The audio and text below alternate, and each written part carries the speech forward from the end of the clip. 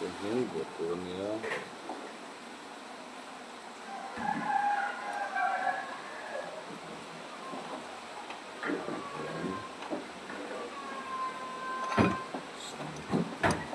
tàu tàu đó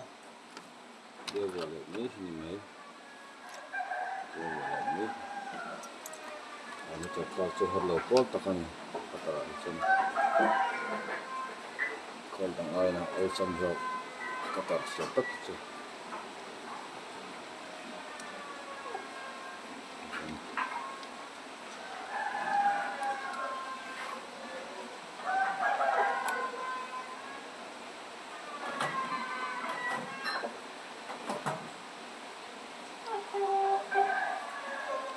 còn đang xem ai xem hết rồi cái này ai sẽ chơi cái thằng cái này